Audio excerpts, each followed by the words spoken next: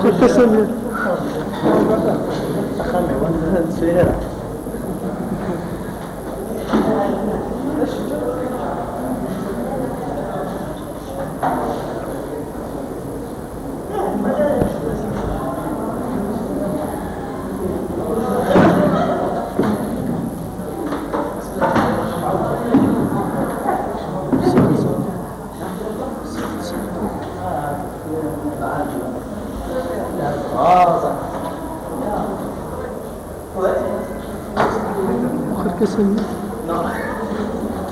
سنة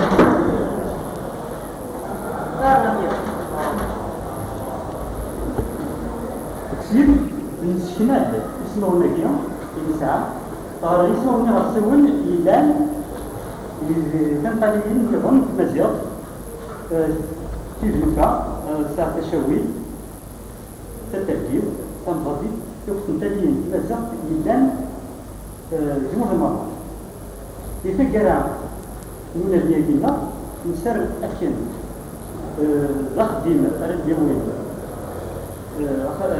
سوري فارزة ونجتمعوا فقالوا زاد في ساعة ونجموع يد ونجموع نسوون وبدأ الأخر تنمثلون كثير زوجين ونجا أشجع كنا أول من بيت سمير المديار زوجين فرنسي. Très bien. Notre étude tourne autour du lexique de la faune, collecté à partir de deux régions limitrophes de la Kabylie du Haut-Duat, les Ethminglet et les Ethkélo. Grâce à des informateurs et informatrices, nous avons pu recueillir 599 mots d'animaux sous 311 racines et nous les avons analysés sur plusieurs plans. Nous avons cherché à démontrer quelle place occupe l'animal dans la société kabyle au plan économique et symbolique et quels sont les procédés de formation des noms de ce lexique. Et pour réaliser notre étude, nous avons opté à une étude descriptive et analytique avec la motivation de mettre en lumière les richesses non encore exploitées du monde animal en Kabylie et essayer de sauver une certaine partie. En 6 chapitres, nous avons abordé en premier lieu le lien existant entre l'homme et l'animal au plan économique, c'est-à-dire le profit que tire l'homme de l'animal. Puis, nous avons touché le niveau symbolique de l'animal où on a donné une interprétation de la vision traditionnelle kabyle assimilée à l'animal. Puis nous avons abordé la morphologie du nom berbère. Nous comptons dans ce corpus des noms simples majoritaires à 60% et des synthèmes qui représentent près de 40% des noms. Ces derniers comptent deux types, les noms dérivés et les composés.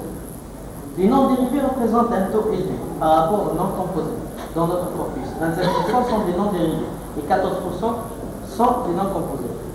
Dans le chapitre intitulé Emprunts, nous avons étudié le taux de présence des emprunts qui est de 28% du corpus. Ces emprunts sont introduits en contact avec d'autres civilisations. La plupart sont empruntés à l'arabe et ils représentent 29% au total des emprunts.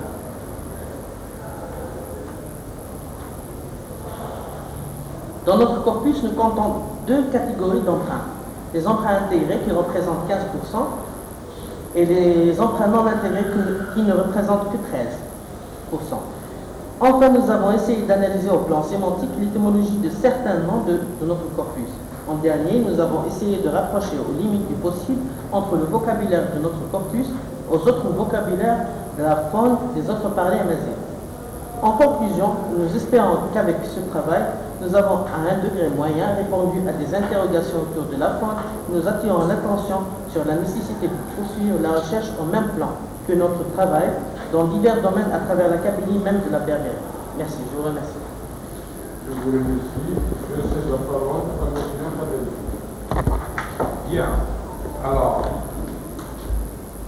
comme c'est fait rare de lire tout ce qui va être souvent, vous devez gagner un espèce d'homme qui me promène. Là, ça va pas faire rien. Vous étiez aussi Roma du système de transcription, Neraoun. Le système de transcription d'Inalco n'est pas pleinement adapté. Bon, laquelle laisse nous laisse et les autres pour les autres mémoires, donc laquelle nous laisse. Ceci dit, القانون تجرز مكينة ولا بالقانون تجرز ما قصد كتابي لا قصد الارتيكل ونو يراك franchement parce que nous avons la liste des articles كتابين اللي غنصدروا كتاب الكتب وسعونا الوقت وسعونا على غنفوضنا يلان فغا بروبليم pas c'est grave c'est ma غادي نقول لها beaucoup d'articles beaucoup d'ouvrages beaucoup de dictionnaires. Vous avez des annexes qui sont très bien faites. D'un mot dans la fin du Jim'a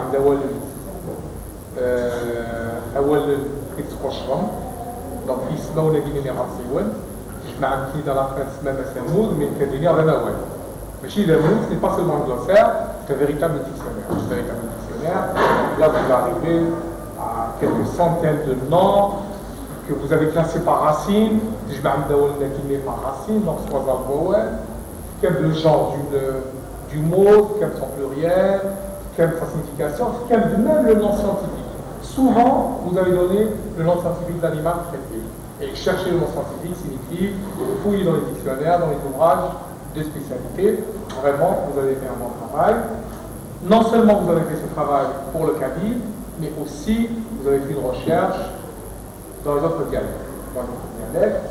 Moi, je trouve admirable que vous citiez des dialectes comme le Siwi, comme le Nefoussi, etc., pour lesquels on dispose de sources, il est vrai, mais de sources assez vieillies quand même. Vous avez été quand même fouiller dans ces vieux livres poussiéreux qui contiennent peut-être une bonne partie du vocabulaire de notre langue. Donc, vraiment, vous avez fait un très très bon travail. Je trouve aussi le tableau que vous présentez, page 13 à 16, les animaux et leurs symboles, c'est également un travail très fouillé, qui intéresse le linguiste et qui intéresse aussi tous ceux qui sont attirés par le vocabulaire berbère. Je trouve que vous avez fait une analyse admirable. Je ne dis pas que c'est une analyse parfaite, rien n'est parfait bien sûr, il y a toujours des erreurs d'interprétation, il y a toujours des ambiguïtés, il y a toujours donc un manque, mais quand même vous avez des méthodes qu'on ne croit pas, bien sûr à partir des verres des rations donc les mammifères c'est une très très belle trouvaille. Ibn Waman pour les amphibiens par exemple, un composé, moi je crois qu'il y a de quoi vous féliciter.